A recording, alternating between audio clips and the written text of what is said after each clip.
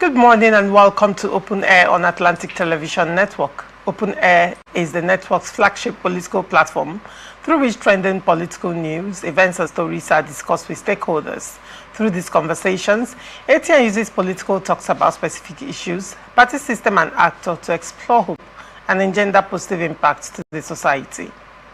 Today on Open Air, we look at the stories. First, Rivers State. Governor not needed to deliver Tinubu, Wike says, and PDP ADC slam federal government over Kwara, Katsina killings.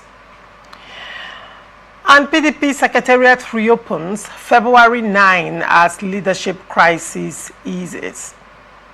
Still on PDP crisis, INEC can impose PDP leadership, Turaki-led faction says, and APC drops Ozodema as convention chairman. Ahead of 2027, group pushes for Obi Kwakwanso presidential alliance. And on insecurity, U.S. lawmaker faults Nigeria's $9 million lobbying deal. We are open for sponsorship of the program, advert placements, news, events, coverage, and commercials. Watch us live on our website, www.atlanticnetwork.tv, on Facebook and YouTube, Atlantic Television Network. You can also watch us on Avot TV, Niger TV, and Ifastech TV platform. You can connect with us on our ATN socials by subscribing, like, and share. Facebook and YouTube, Atlantic Television Network. Instagram and TikTok, Atlantic TV Network 1, and on X, Atlantic TV Net. We'll go on a short break, and when we come back, we'll delve right into the show. Do not go away.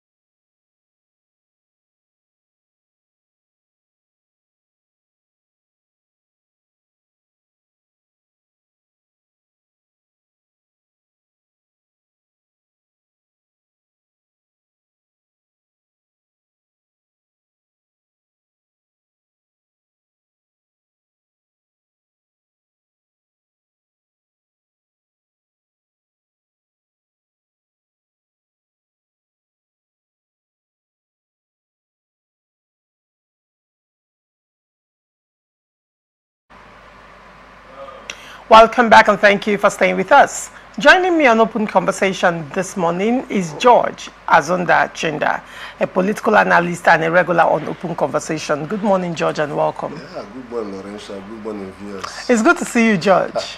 And you're really looking good. I know our viewers will say George is looking different today. Thank you very much. It's been a while. Yes, it's been a while. Good to see you. And welcome back. Thank you very much. And on to the story. Minister of the Federal Capital Territory, Nyesom Wike, says Rivers State's political structure can secure massive votes for President Bola Tinubu in 2027 without relying on the state governor. He made the claim in Port Harcourt during the commissioning of the Rivers State Renewed Hope Ambassadors headquarters. Wike said his movement is driven by a broad cross-party alliance with strong grassroots reach, boasting senators, lawmakers, council chairmen and party leaders across APC and PDP. He stressed that genuine political support is shown through local commitment and mobilization, not external funding. Describing Rivers as a no-go area for opposition, Wike challenged critics to test the strength of his structure, noting preparations across all 23 local government areas.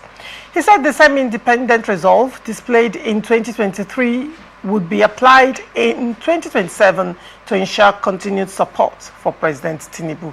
George, what do you make of this story? I mean, you are a grassroots politician and you are on ground.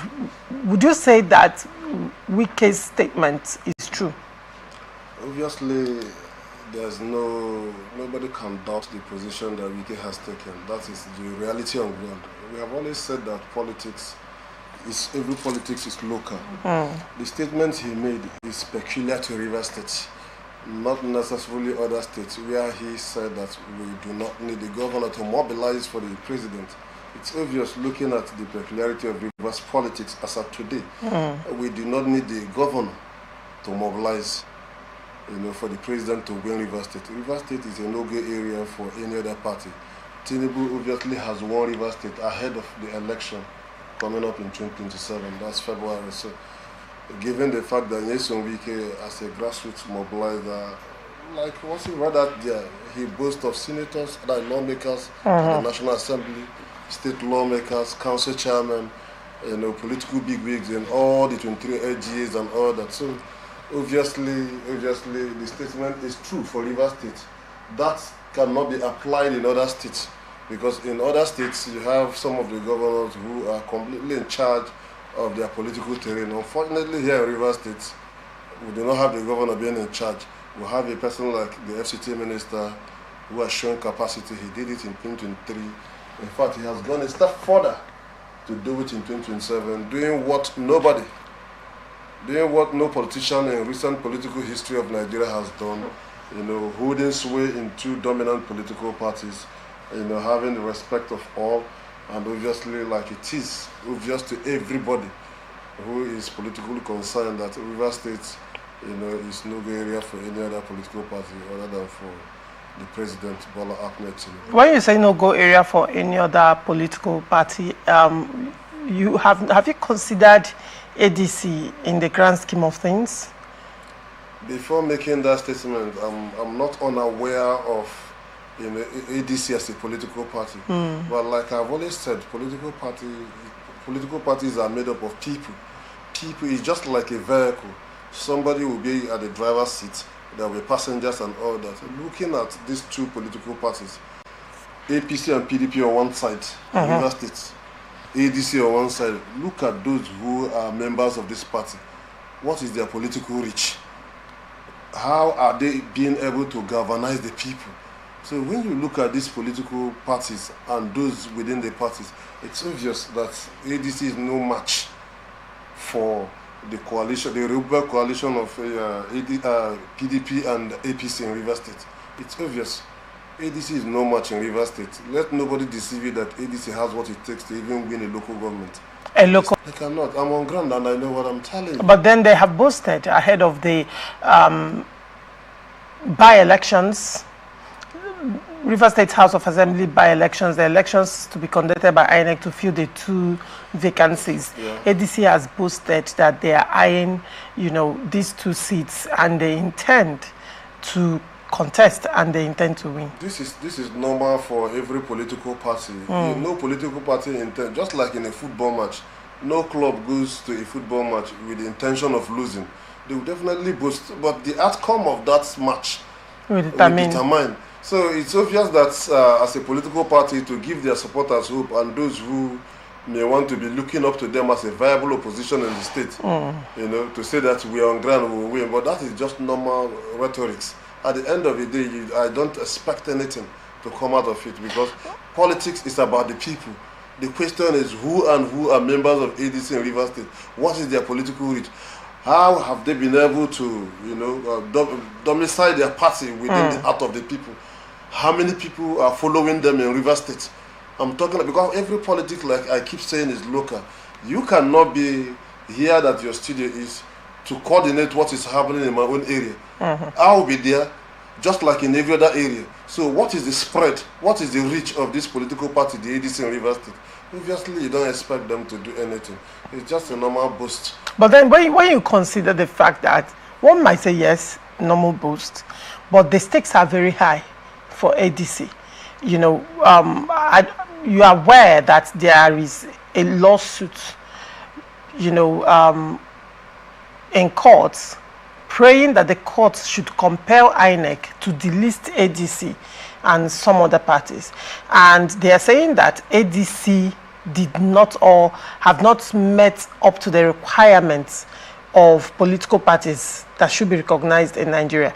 And when one is looking at it critically, you know, ADC has not won any, I mean, part of the requirements, INEC requirements to be a political party in Nigeria, having existed the length of time that they have existed, you are expected to have won National Assembly seats, states assemblies, local, at different tiers of election, you're expected to have won.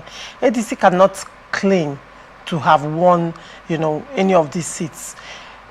Don't you think that ADC pulling their resources together and at least battling for even if it's one seat in Rivers State could help at least salvage this crisis, this impending crisis, if the court should have their way according to what the Constitution has said? You sounded like this is like a negotiation between the ADC and the Rainbow Coalition of Rivers State to say, please, let us use this as a testing ground, you know, to make our party viable and be recognized at the national level. Please give us a seat. I am saying that that's not possible. It will not even work. That's what you're saying. It will not work in this state. It will not. They do not have what it takes. They don't have it. Don't look at APC at the national level as the same APC in Rivers State. There is no other political party in Rivers State other than the APC, the Rainbow Coalition of APC and PDP, which obviously in few months to come will become permanently an APC state. Judge, I want us to look at this from another perspective, okay, right? Because, I mean, politics is not static. Anything can change at any time. Now, it is clear that even the presidential intervention currently in Rivers State does not in any way mend fences, right? And there are those who one would say consider FCT minister to be a threat to them, who are backing the governor. Now that FCT minister is in charge of the political structure in Rivers State, I mean APC, PDP, Rainbow Coalition as it were, don't you see these people who probably are members of APC and PDP as now, don't you see possible defection to APC, to ADC? And when they throw their weight behind ADC, you still do not think that ADC will stand a chance, a fighting chance at least? I am telling you that even if there is some kind of a crack within the Rainbow Coalition and some persons feel aggrieved and would want to, you know, leave the party, ADC is not a viable option in Rivers State.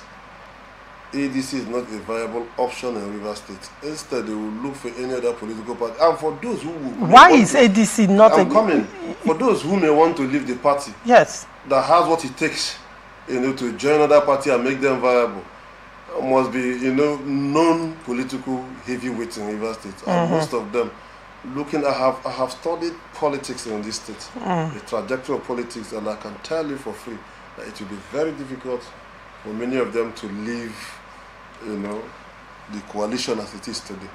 There's no much time for that.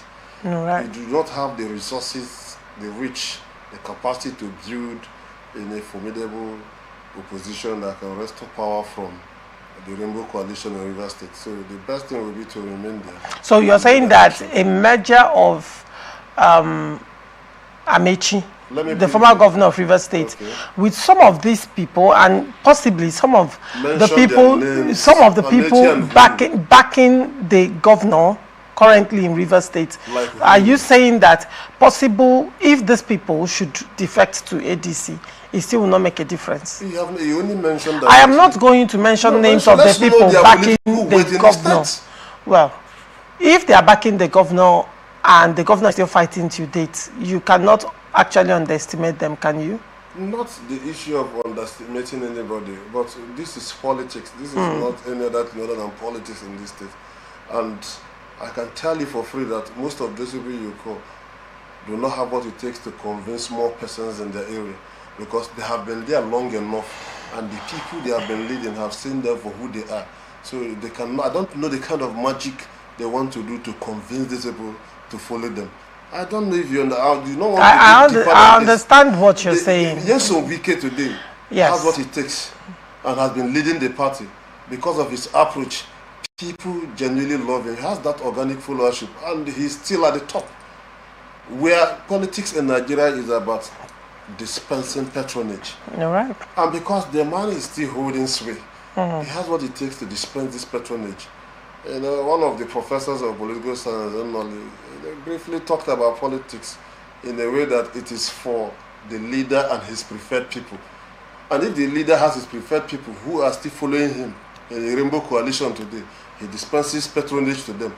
It will be difficult for you to see anybody who has been benefiting from that patronage. I'm talking about the big wigs, the powers that be in this Rainbow Coalition, to easily leave to go form, because it's obvious that they are going to fail.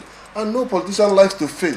All right. None of them likes to fail. So these other people in ADC do not have, even those ones you try to mention but you refuse to mention their name, that you feel that are supporting the governors.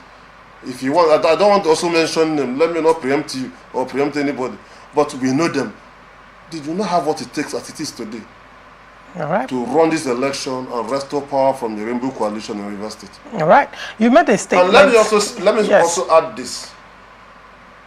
The president, Bola Ahmed Tinubu, is not a child when it comes to politics. He's a grassroots mobilizer. He has been there for years, so he understands the importance of Nyesom Wike. Because this election that is coming in 2027, the president will be running against the Atiku and the rest of them. And it will not come cheap. It will not be easy. So he needs all his to deliver. Rivers State is in the back because of Nyesom Wike and those who are leading with him. So he couldn't have sidelined Nyesom Wike even for the governor. He has seen it. It's obvious. It's about capacity to deliver. It goes beyond having money to do external sponsorship and all that. Do you have what it takes to mobilize? Just recently, yesterday, the Renewed Hope Secretariat was launched. A river to sentiment or that. Let me discard Nyesom Wike. And no, it doesn't work that way. Okay, now very quickly, before I move on to the next story, there was a statement you made that caught my attention, and I want you to elucidate some more. When you were speaking, you said, when we were talking about the Rainbow Coalition and its workings in Rivers State, and you said that come 2027, that Rivers State will be an APC state. Yes. Can you explain that fully? Obviously, as it is today, even those who are supporting the governors after he defected to the APC have started rushing, mobilizing to register for the APC. The registration is ongoing, and many of those who are of the PDP before, now given the fact that the PDP had been in courts and all that, had also taken advantage of that situation.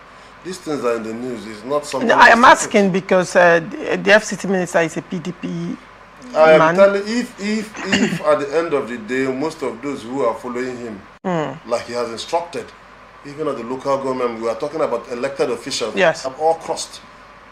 Most of the party members in PDP who were lawmakers, who are serving lawmakers, have also moved to the APC. Some political bigwigs that you know have registered, and it is there publicly. What does that tell you? Right. What does that tell you? Let me not preempt anybody, but obviously we have seen where it is teaching. All right. Yeah. Very well. We'll go on a short break, and when we come back, we'll take PDP and ADC's reaction to Kwara and Katsina State killings. Do not go away.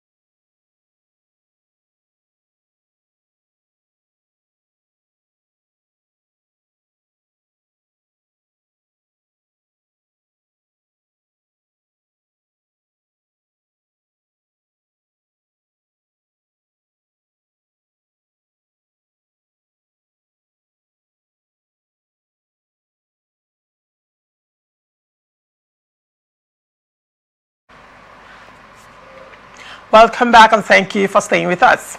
People's Democratic Party and the African Democratic Congress have accused the federal government of grave security failures following deadly attacks in Kwara and Katsina states, including the reported killing of about 170 people in Kwara's Woro community. Both parties described the incidents as stark evidence of Nigeria's worsening insecurity under the Tinubu administration. The PDP said security warnings about Kwara attack were reportedly available months before the massacre, but were ignored, rendering the government's post-attack military response reactive and inadequate. The party demanded an independent investigation into the lapses, urgent humanitarian support for victims and survivors, and the convening of a national security summit to address systematic weaknesses. Similarly, the killings and restore public confidence. George, what do you make of this sad story? Wow. First thing first, let me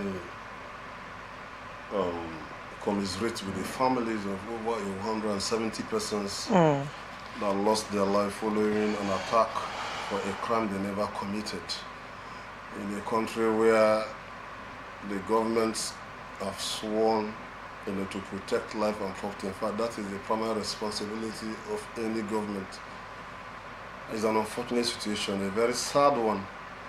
And I must also say that the season is ripe for this kind of criticism from the opposition parties, because we are heading into elections. Insecurity in Nigeria, especially that borders on the killings of people in different communities and all that, is one of the major blights of this administration headed by Bola Ahmed Tinubu. Nothing much has been done to curtail the excesses of this, and it's unfortunate. If we live in a situation where our lives are threatened, where we are always afraid of seeing the next day, I don't think there will be any meaningful development in that area. So security should be topmost priority of the government. Unfortunately, they have not done much. I was thinking that with Trump making the statement he made and even promising to come on order, that the federal government would have leveraged on that and see how they can exterminate some of these criminals. You wouldn't tell me that the federal government with the intelligence gathering do not know where these things are coming from, the root causes of this thing. But unfortunately, they have failed. Even though security is one of the most difficult things for any government to handle. Even for those developed nations, they put in a lot when it comes to resources, men, money, and all that to ensure that they keep their country safe. Unfortunately, the reverse is the case in Nigeria. Every day hear of one death or the other. It's really an unfortunate situation. There's nobody that will be, no matter how you support the government or how the government is favorable to you, that will look at what is happening and not feel sad. I have always believed that the government have the instrumentality of force to quell any insurgent group or any group that threatens the sovereignty and the security of the people. Unfortunately, much has not been done. So sometimes if you want to go by Abacha's position, once insurrection or insurgency lasts for more than 24 hours, then obviously the government has a hand in it. The government might not be the president, but there are those who are working directly in the government who could be part of this, either through sponsorship or giving some kind of briefing information to these raptor criminals whose murdering of the people has become a daily occurrence. So I feel that the president should have done more. He should do more. He should do more, because if the people are not safe, then there will be no meaningful development. He should do more regarding this security. And the opposition, it is what it is required of them as opposition party to always point out those areas that the government is lacking, or lagging behind rather, and trying to profile solution on how they can, if eventually they become the party in power, how they can resolve that. It doesn't just end by criticizing the government.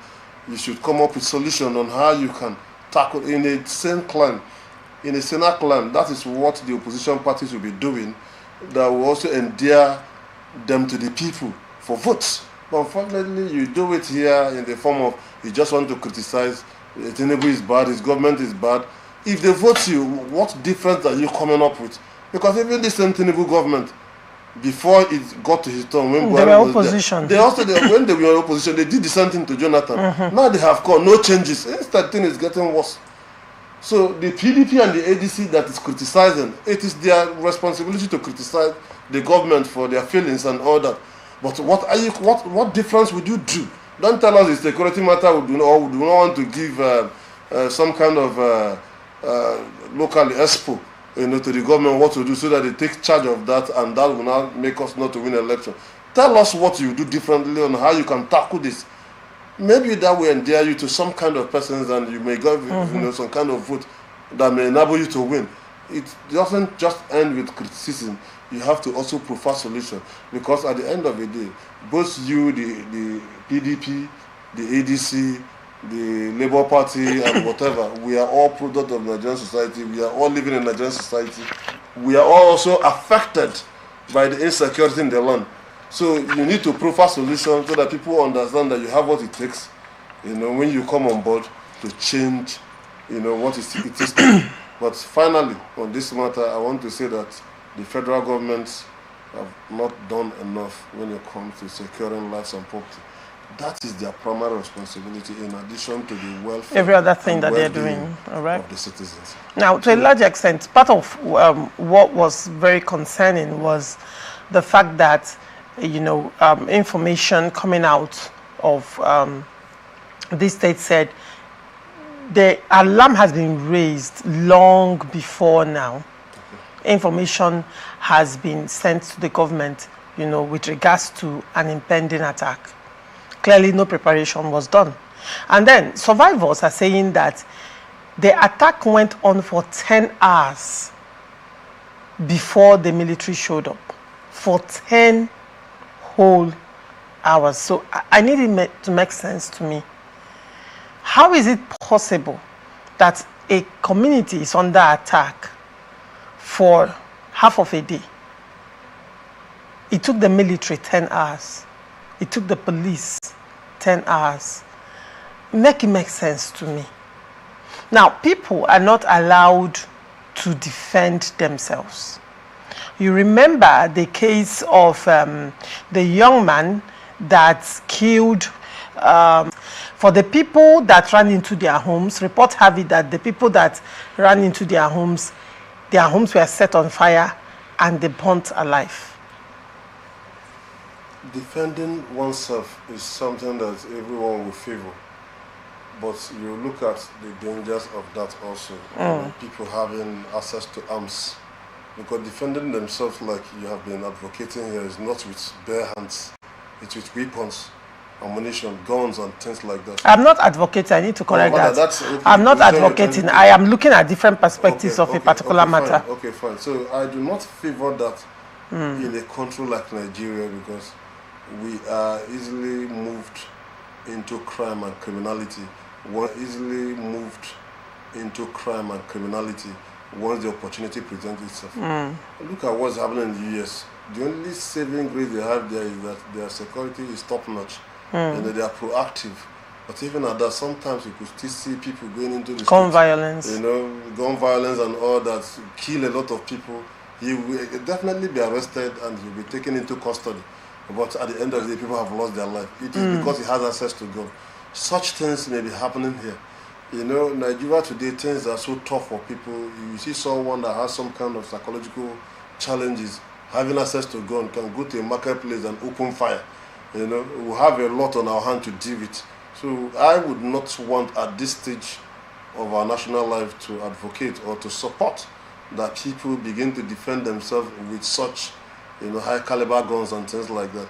It is still for the security agents to work out means and modalities, to save the people's life, to safeguard their life. Now, things like forming vigilantes in communities can be done. We can have them even have access to these guns, but let those people be profiled. The vigilante, if they are 10, 20, 30, 40 guarding a village, having access to arms, we know them by their names, we know their antecedents, we know things about them and all that. We know that if a gun licensed and kept in their hands, have numbers and all that. If such a gun is used for anything other than securing the people, the person will go in for it. That way you can manage it. But if you allow everybody to have access to these arms in the course of defending themselves, the man may decide to go somewhere tomorrow to use that same gun that is in his hand to defend himself, to commit other crimes. So by implication, the entire neighborhood, the entire country will be unsafe. And we are trying to grapple with the little challenge of the security challenges. Imagine where the ordinary citizens who we are trying to defend are the ones now, in addition to the other ones who are disturbing us. It will be ungovernable for everybody. But then, if the government has clearly shown lack of care to the people, if the government has shown that the people are not their priority, their lives and their security, that is not their priority, if the government has shown clear inability to protect or to fulfill the primary responsibility that constitutionally they are empowered to do, what then? I mean, is it not, this is too many killings. I agree with too you. many killings. Recall the one of Kebbi State. The governor of Kebbi State, I think, had to come out to tell Nigerians that someone told the military to evacuate the particular position where they were safeguarding, and it was after 30 minutes after the military left, they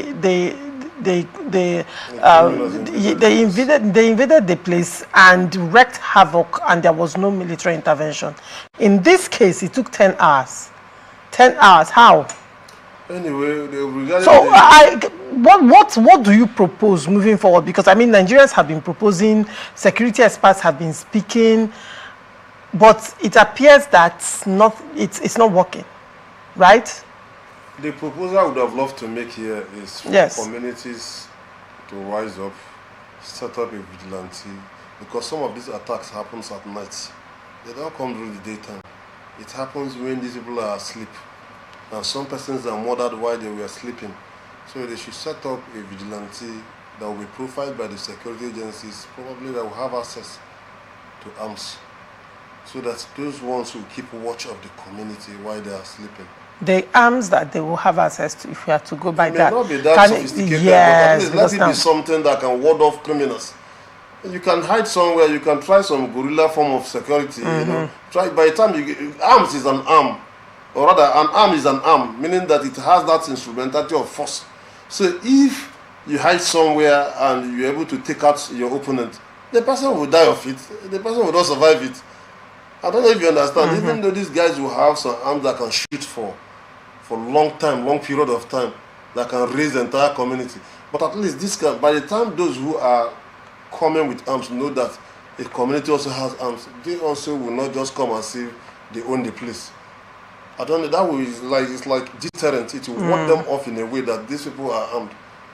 Let me give you a practical example. If you have a dog in your house, all these petty thieves who do not come with arms, who maybe may come with a knife or something, you know, trying to go into your house and all that to steal something. By the time they know there is a dog there, they also will have to prepare themselves if they want to come in, because the dog will not make it easier for them. But if you do not have a dog there, they can easily at any time go into your house, feel free that nothing is happening, you know, look for a way to break into your house and steal. That's the point I'm trying to make. So those guys, you felt that the criminals that have sophisticated arms, if they are aware that in some of these communities, the vigilante also have arms, no matter how less sophisticated it is, they also will take position. They will not just come and stroll in as if they own the place. All right. They will be prepared themselves, meaning that those attacks will not be consistent. It will take them time to plan to come. Because in the coming, they may also lose one or two. But this time around, they stroll into the place, wait majestically, finish their killings, stay for 8 hours, no intervention from the military or police, or 10 hours. Nobody comes to save the people. They might have even been there to eat food and all that and finish what they are doing and leave the place. That is wrong. So my proposal here is that communities, unfortunately, most of these communities are poor. They cannot even afford the least guns and all that. Since the government have failed, it is also the responsibility of the state government. When we keep talking, we know that security is at the hands of the some of the state governments that are currently negotiating with Boko Haram and bandits. They are negotiating. Local governments are negotiating now. The government is not even the government of Tinubu alone. Even the state government are part of, the challenge we are having. Some of them have not. The governors have not done enough, because it's not just about complaining about military or police intervention. Are you able to fund them? Do they have what it takes to fight this? Funding military and the state comes from the federal government, not the state. Listen, I know how these things work. What about the security vote that the state governors take? What is it for? What is it for?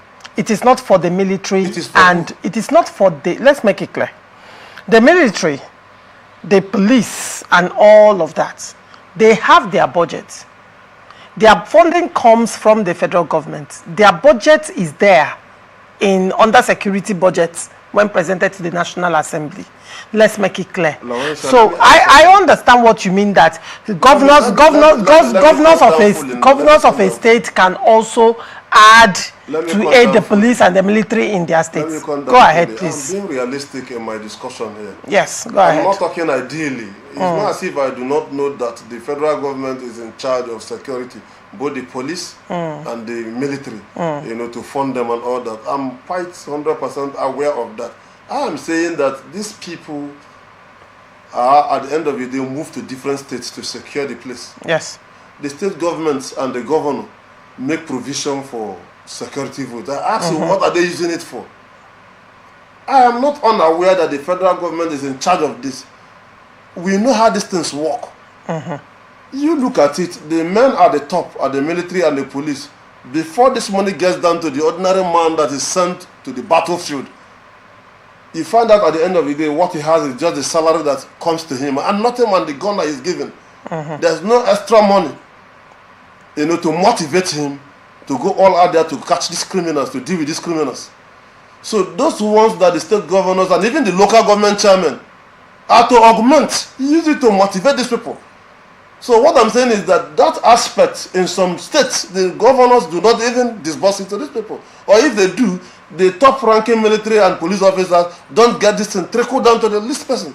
So sometimes when the call even comes, what am I going there to do? I'm telling you that there's no motivation to these people. Some of them do not even have the basic life insurance. You go there, you die, then your family end up like that and nothing more. They will go from one place to the other looking for one benefit or the other. At the end of the day, nothing. So there's no extra motivation for these people. It's not as if these criminals are, stronger or have more intelligence than our police officers and the military, no.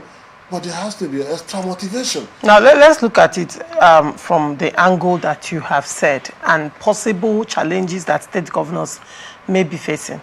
Now, I've watched a lot of interviews that Zamfara state governor has given, both locally and internationally. He has given an expose of what is going on in his state. And he made it very, very clear that the governors are not in control of the security apparatus. Left for a lot of governors, probably this insecurity to a large extent would have been curtailed to a large extent. However, they are not in charge. So this is a situation where the governor receives security information, relays that information to the necessary quarters who should take action. However, when orders do not come from the top, even at the state level, they cannot move. Nigerians like to give excuses. So in that case, what do you advise the governor to do? If you say Nigerians would like to give excuses, let's look at the Kebbi state governor, his expose, which also concretizes what the Zamfara state governor said. When he said that before the attack on that school happened, that military got an instruction to leave that space. Was there any evidence to what he So had said? now, if the military, on the other hand, did not come out to debunk what the governor has said, what that governor said as well. You don't expect security officials at that level to counter each other at that level. Judge, security officers in Nigeria, the military has been debunking news, police has been debunking news, but when it came to this particular matter, that it caused a lot of outrage, they did not debunk it. Now, the question I am asking is, now that it is clear that security is not under the control of state governors, that's the angle I am coming from. It is clear that security is not under their control. And even if they go with local vigilante, which I agree with, it's a major step, to allow, there is also a limit to how they can be, armed. There is a limit to how they can be armed as well. We are looking at the complexity of Nigerian insecurity. If you are the governor of a state, what would you do? Apart from the vigilante, how would you tackle this issue of getting the military to act when they need to act? I have always been a realist, and I live in River State where we do not have this kind of crisis, this kind of challenges and situation. So if I use what has been happening down south here, yeah, it won't be fair. It will not be fair to the governors over there. So they know what they are saying, and it is there. It is known that the control and command of these security forces are at the higher level. That is the president, the federal level. The state governors are there to augment. I wanted to ask a question. You said these governors receive security briefing. Who did they receive it from? From the same security people who are headed by the federal government. They give them security briefing. But when it comes to go to the field to do one or two, they now wait for command from the federal. See, we understand how some of these things play. Sometimes to exonerate themselves from their feelings, they put everything. It is not possible that one man who is the president will give command to everything that happens in the entire nation when it comes to security. The reality is we understand that everything centers around the federal government, most things centers around the federal government. So they want to take charge and all that, but even at that, they relinquish some of this power. Do you think security should be decentralized? Yes, I completely agree. It should be decentralized. Before this time, I was thinking that maybe the governors may want to use it for their selfish gains and all that, but as it is today, with the level of insecurity we've seen, it should be decentralized to the point where the governors, even the local government chairman, should have powers in what happens. We can call them out. Like this issue of Kebbi State you're talking about. The governor wouldn't have granted an interview, pointing accusing fingers on wherever. Because now he's responsible. Yes, because he's the chief security officer of that state. And he's in charge of the security apparatus of the state. Completely. Yes. Both funding and everything should come from him. You understand? So I agree with you. Given the level of insecurity that has manifested in Nigeria today, there is need to decentralize the control and command of security in Nigeria. There is every need for it, so that each state governor and even local government chairman will be responsible for security in their respective domains and all that. I agree with you. But as it is today, it is not completely 100% held by the federal government. Let no state governors come and be giving us that. That is what you see. They keep receiving allocation. And this allocation, they use it the way they like. Yet if there is little challenge, they keep giving you excuses of why they could not develop their area. Enough of that. We are running a state, a federalism here. The federal government is there, the state government is there. These are the federating units have their powers. What the federal government is controlling is not that much. They all have their respective powers.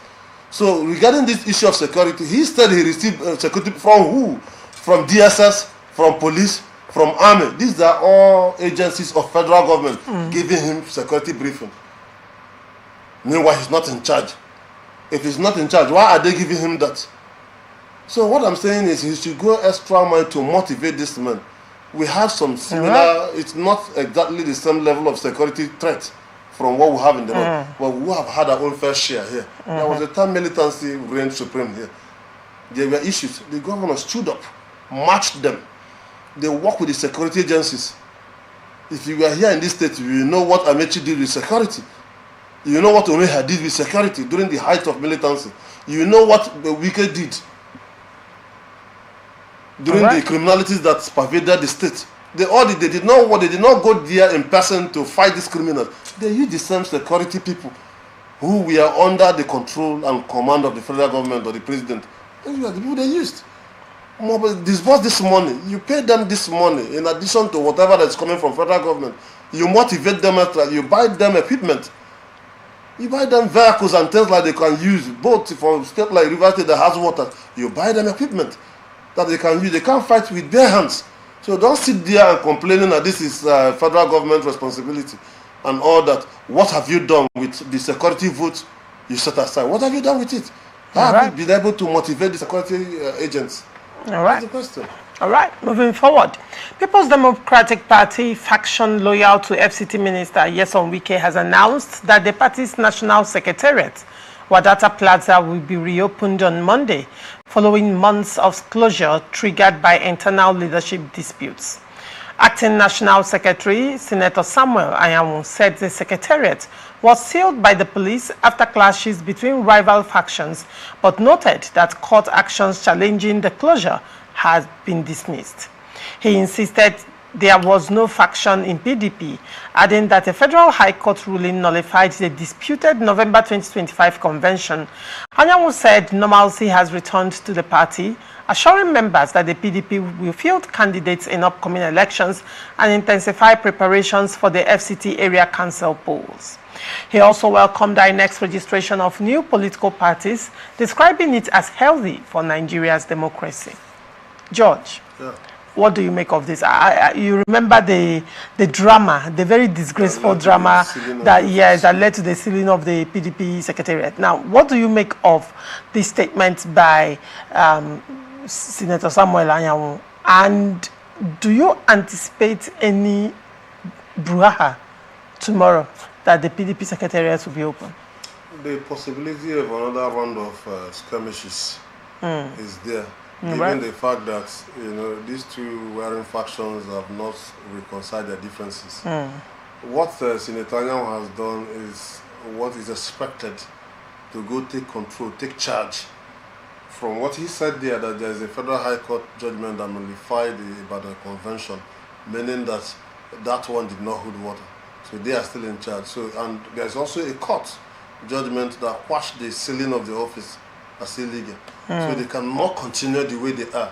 So he's trying to move to go take possession of what he thinks that belongs to them as a political party, because election is forthcoming, especially that of the FCT area council polls and all that. As a political party, if you cannot fit candidates in any election, then you're as good as nothing. So what they are doing is just to ensure that they revive the party. And I also believe that there would have been some kind of discussion earlier. Even those who are against them, fighting them and all that, would have been tired. Because as it is today, PDP has no bearing in the entire federation. The general election is coming up in a year's time, in 12 calendar months time. That is 12 months from now. The election is February next year.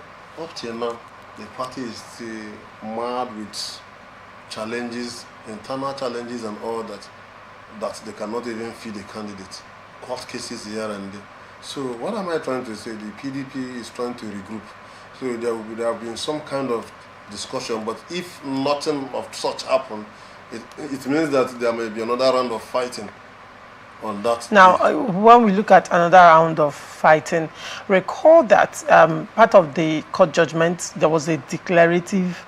That court judgment was declarative, recognizing that court judgment recognized the Mohammed Abdurrahman-led PDP faction, and that is the faction where Senator Samuel Anyanwu is acting secretary to. So when you look at it, they will tell you that there is a court judgment recognizing them, and the same court judgment, the court judgment that actually nullified that convention, was the one recognizing them. Now, if we are to go by that court judgment as well, do not forget that there's portion of the FCT minister, Senator Samuel Anyanwu, Abdurrahman Mohammed, and some other PDP bigwigs was done during that convention. So that means that every action taken during that convention is null and void. I agree with you. Yes. The challenge here in Nigeria is the implementation of this the law, of the judgment in this instance. The judgment, the implementation is a problem. Even before that first round of fight broke out, was there no court judgment or order or something? But nobody obeyed, and it led to that ugly scene that we all watched on TV. Don't be surprised on that very day that these people are planning to. That's tomorrow. That's tomorrow to open the party. One of the governors with immunity may decide to go there with the security aid, where the security agent cannot do him anything. And on that round of fight will come up. So that's exactly the point I'm trying to make. So, but if they have allowed reason to prevail, it's a good thing for the party. Because the truth is, there are party members who are suffering this infighting. Those who have the ambition, who over the years have built their structure within the party, mobilizing the electorates within their respective domains and communities, and now looking forward to contesting for a position, because our constitution did not make provision for independent candidacy. Yeah. So if they have been doing that and unfortunately the party is not strong enough or is not ready to run for such an election, it would have cut off those people. Yes. Because they cannot move to any other party and begin to, mobilize, have the same support base. Even when they do cross carpet to other parties, they may not have because the party may not be known to most of these people. So it will be another round of work for them to begin to build that party, build themselves with the new party they are in. So for me, I think this leader should, close ranks. They should have a discussion. It's about give and take. That's what politics is. The whole thing has to do with give and take, compromise positions. Take this, I take this, we come to a common ground, we agree for the benefit of every other person who are members of the party. Because with this infighting, obviously the party is almost dead. In fact, they will come out with life supports.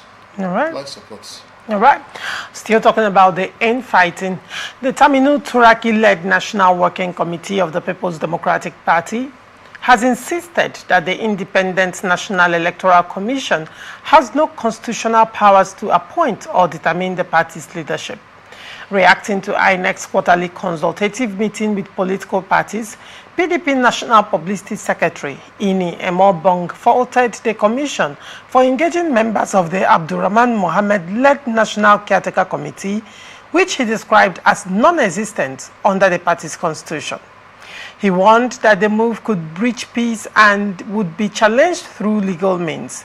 Emobong urged the party members to remain calm, expressing confidence that the Court of Appeal would soon resolve all leadership disputes. He maintained that the PDP's rebirth under Taminu Turaki would overcome current challenges and reposition the party as a credible alternative to the ruling party. Now, the Turaki-led faction appealed that judgment, and they are reacting to INEC, have planned a meeting and sent invitation to the Abdurrahman-led faction of PDP.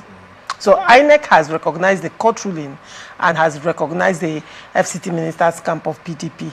And Turaki, on the other hand, has gone to appeal courts to appeal that judgment. And they are saying that INEC cannot impose leadership on them. Now, the question will be, is INEC imposing leadership on PDP, or is INEC merely, obeying court judgments? It still boils down to what we have been saying here earlier. Unknown to me that a matter like this will come up. With what I have seen here, it's obvious that there might be another round of fighting tomorrow. Right. Because obviously the other faction have not accepted anything. They even faulted INEC, recognizing the Abdurrahman's faction, engaging them and all that, and even warning not to, because they do not have such powers by the constitution and the constitution of the party and all that. So obviously you can see that the PDP still have a long way to go. They have a long way to go. They are hoping that the Court of Appeal will determine or will upturn the judgment. Yeah, will upturn the other judgment that the Federal High Court give. With hope that they will charge and order. So they are warning. And for now, I think that with what we have seen here, it might not be that easy for the other faction to reopen that office tomorrow. Except these other ones want to go by the law. So they don't want to take the laws into their hand by resorting to self-help and all that. But beyond that, I don't see any agreement between these two warring factions in the foreseeable future, given the fact that those who are behind them are not willing to shift their swords. They don't want the party to reconcile for the benefit of maybe one or two else. For the benefit of what? For the benefit of one or two. No, Judge, I need you. What do you mean by what you say one or two? What exactly do you mean? I don't want to. I'm confused. Well, if you're communicating, you should communicate clearly. So, what do you mean for the benefit? What is the one and what is the two? Don't worry, I may not understand curious. what I'm even saying. You understand what you're saying? You understand? You just said that the people behind the factions will not want peace. This is politics. For the benefit of one or two. Things that shouldn't be said, You've already started the statement. No, what I'm saying, for those who understand, they should know where this whole thing are coming from. There is a reason why the party, is fighting today. I told you here before, several months ago, that the challenge that the PDP is having is self-inflicted. It is from within the party. Disagreement between one or two led to what you see the PDP has become today. If they had not had that disagreement, the PDP would have been the formidable opposition party to the APC in the 2027 presidential election. Unfortunately, these parties, these big wigs, have all left the PDP, either in body and spirit, or just only in spirit or something. But their body is still there. So obviously, the party is not making any headway. What we see playing out is still a part of the grand plot, to ensure that one or two actually happens. Just leave it that way. All right, still on the 1 and 2. We'll go on a short break, and when we come back, we'll look at APC's plans for national convention. Do not go away.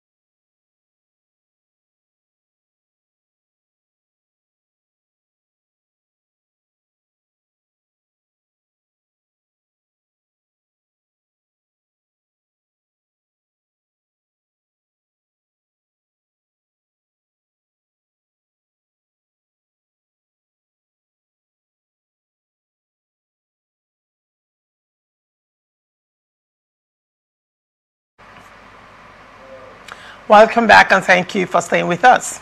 All Progressive Congress has explained its decision to remove Imo State Governor Hope Uzodinma as chairman of the National Convention Central Coordination Committee, replacing him with former Katsina State Governor Aminu Masari ahead of the party's March 27 to 28, 2026 convention. Senior party officials said the change was driven by zoning considerations and the need to recognize and accommodate old leaders of the party.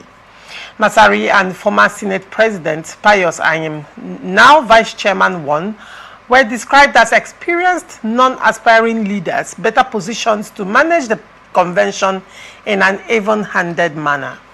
The APC dismissed claims of internal rifts involving Uzodinma, in noting that he was reassigned as committee treasurer and remains a key figure as chairman of the Progressive Governors Forum. Party leaders said the convention committee was deliberately made all-inclusive to ensure consensus, stability, and a rancor-free national convention. George, what do you make of this development? Yeah, you know, for every action that has been taken, there must be a reason backing it up. Yes. The party has come to say he reassigned his portfolio as a result of carrying those old warhorses along, the likes of Masari, Ayim Pius, Ayim, and all that. That is exactly what is in the surface. Reasons are due for the change. But we all know, or rather I know, that it may not entirely be the reason. You know, Hope Uzodinma was becoming overbearing, and such a position is very sensitive, you know, especially as it concerns structures in the states, in most of the states. So they have looked at it, this man may cause us some kind of challenges.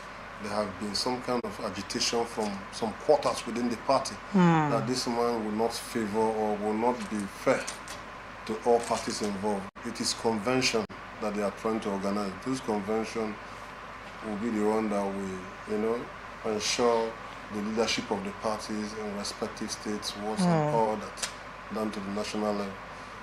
So some of them do not trust him.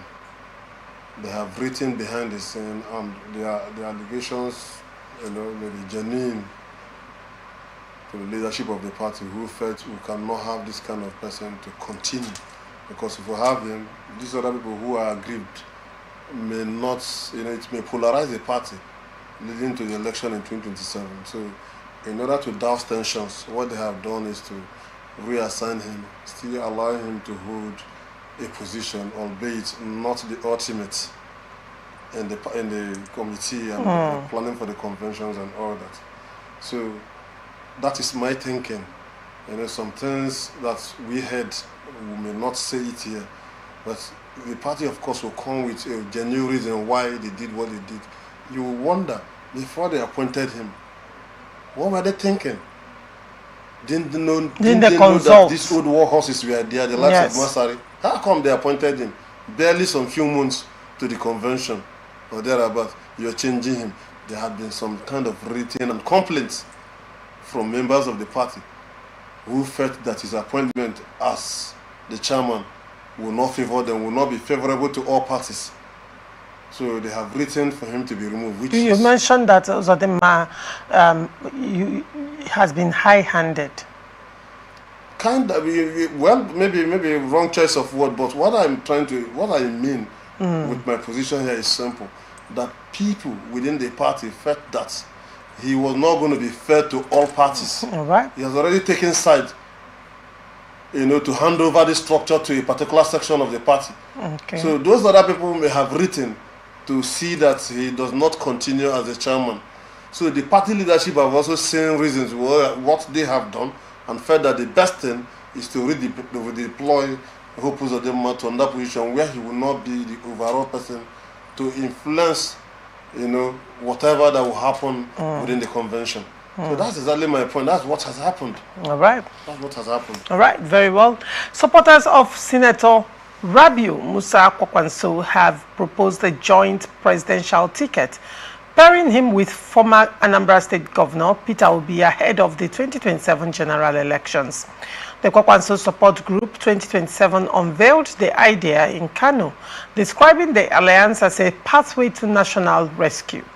Leader of the group, Abba Wale, said the proposed Obi Kwakwanso ticket would unite Obi's strong support base in the south with Kwakwanso's influence in the north, forming a formidable coalition capable of challenging the ruling APC. He cited widespread public frustration over insecurity, hunger, and economic hardship as fueling growing support for the alliance. Wale added that both leaders share a commitment to the welfare of ordinary Nigerians and meaningful governance. He dismissed reports of Kwakwanso making excessive demands to join the APC, insisting the former governor remains focused on building a broad-based movement that reflects the interest of his supporters nationwide.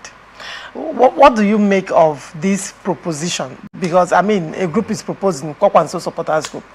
Do you think Kwakwanso, Obi Kwakwanso tickets will make any inroads at all? Laurentia, long before this proposition, I have come to this place to say that this is the best bet for 2027. Okay.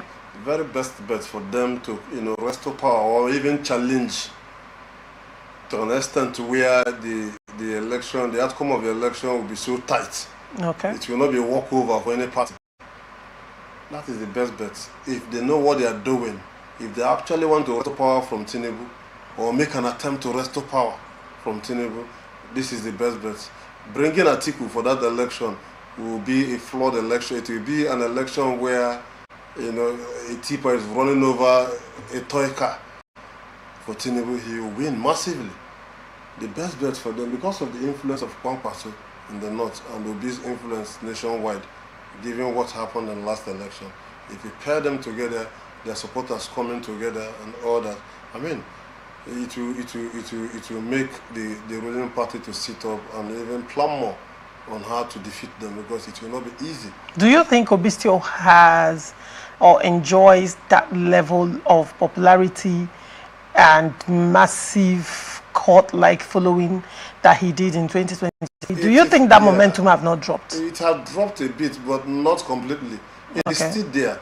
All Obi need to do is to revive. Once the campaign begins, by the time they finish their coalition, by the time they agree and come up, put a press statement to the public that I and this person have agreed to run on a joint ticket, and the people now see that, and then the campaign will start fully. Some of those people who have lost interest in him will begin to come back. The love he had before was not necessarily because it was Obi. It was not necessarily because it was Obi. It was that Obi came up with a different and viable ways of achieving a better Nigeria. People were already tired of the system of government as it were then. So they needed a change. So Obi presented that change. And I don't think anything has really changed from him. All he needs now is this. So what made him to fail during the last election was that grassroots support that was not there. Most people who supported him too. They did a lot of massive campaigning using the media, the new media and the traditional media. So it was people who were listening to the media that actually followed him. Most people who lived in rural communities that had no access to the internet never knew who Obi was. So the structure did not trickle down to the grassroots.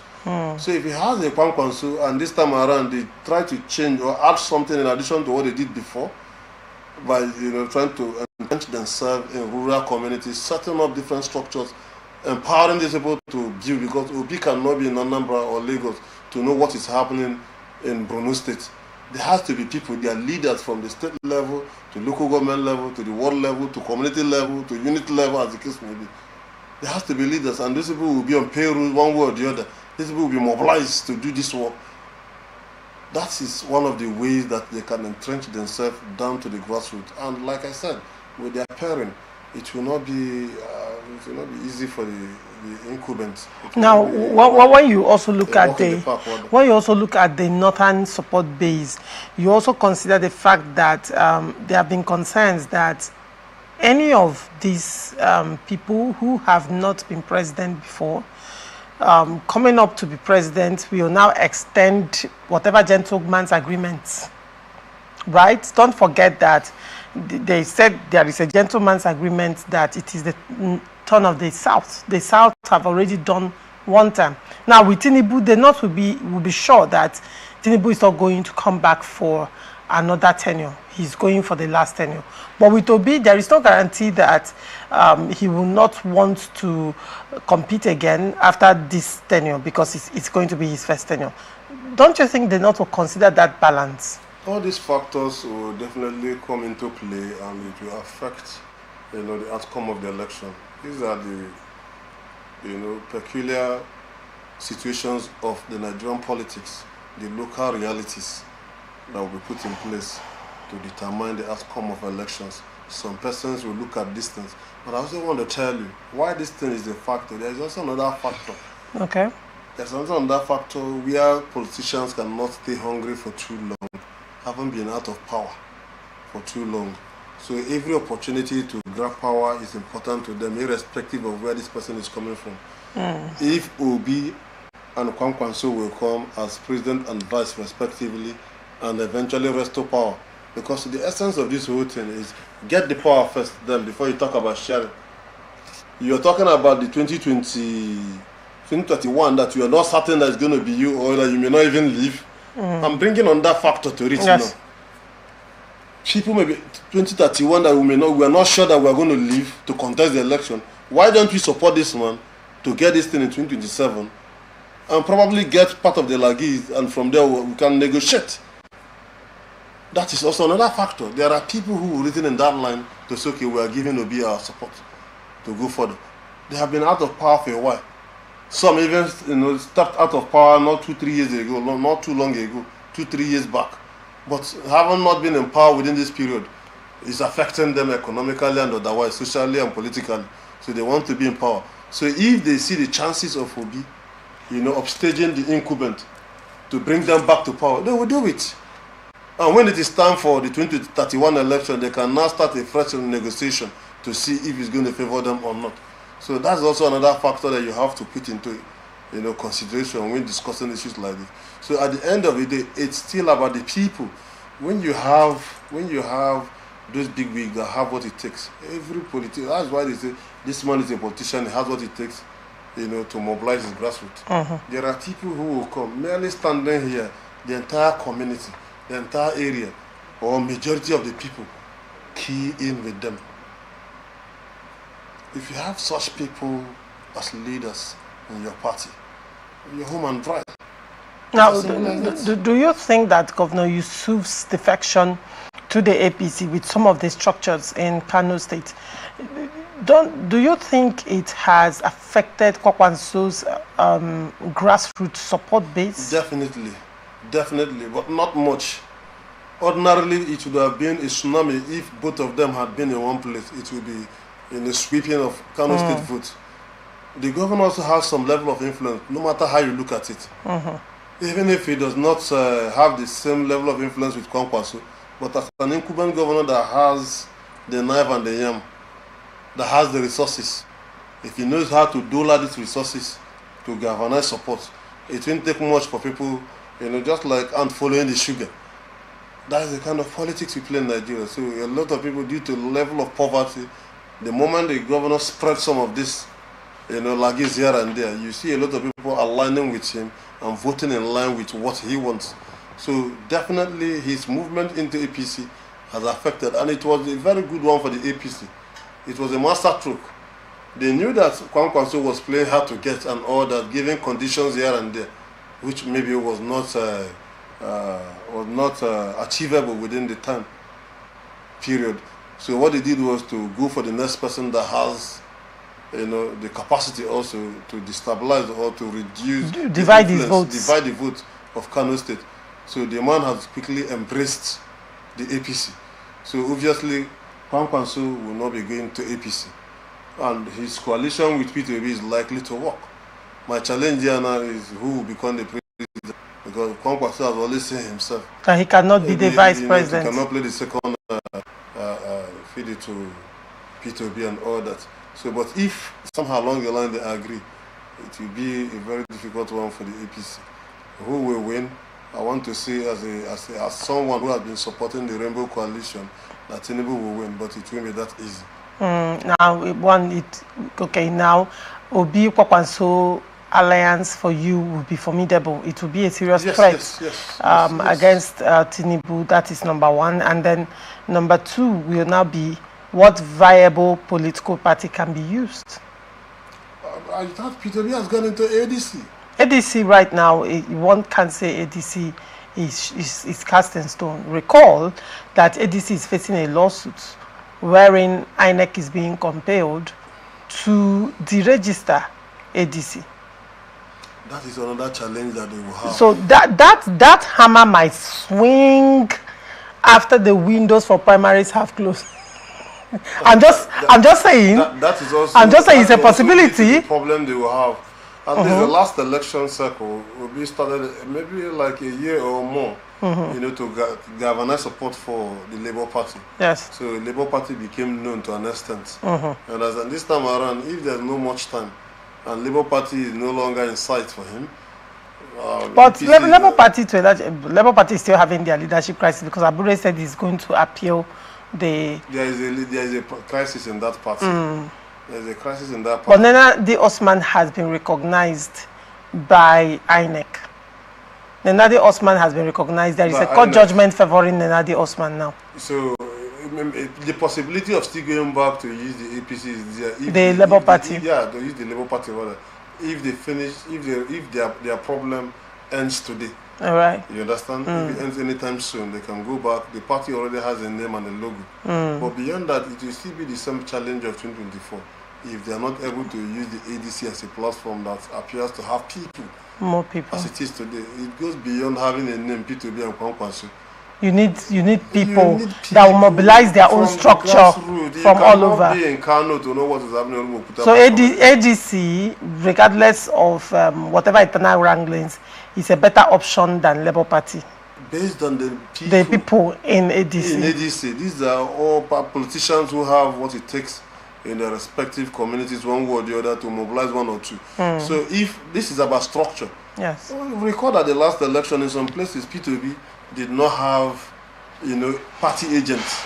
Yes. Party agents in the polling during the units. elections, yeah.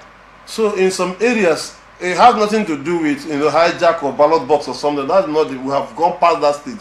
I'm talking about you trying to safeguard the one that is yours. You're yours already. If you're not there, the other party agent may easily convince people do buy vote. Those things are against the law, but it happens in reality. Right. If you're not there to safeguard what you have, people can easily buy the vote of those who want to ordinarily support you, and those things will change. Right. So you need your men in every political, polling unit and all that. If you don't have them, it becomes a problem. Right. It goes beyond having a name, P2B and Kwankwaso. Yes, the party and the people in the party. All right. Thank you so much, George. It's a pleasure having you today. Thank you very much for coming. It's a pleasure. Thank you, Lawrence. I appreciate it. You're welcome. And then thank you to all our viewers for always staying connected to us. And this is where we wrap it up on this episode of Open Conversation. We are open for sponsorship of the program, advert placements, news, events coverage, and commercials. Watch us live on our website, www.atlanticnetwork.tv. On Facebook and YouTube, Atlantic Television Network. You can also watch us on Avo TV, Niger TV, and Infastech TV platform. You can connect with us on our ATN socials by subscribing, like, and share. Facebook and YouTube, Atlantic Television Network. Instagram and TikTok, Atlantic TV Network 1. And on X, Atlantic TV Net.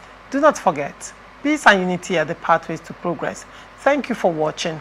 See you same time tomorrow. I am Laurentia Ogun. Bye for now.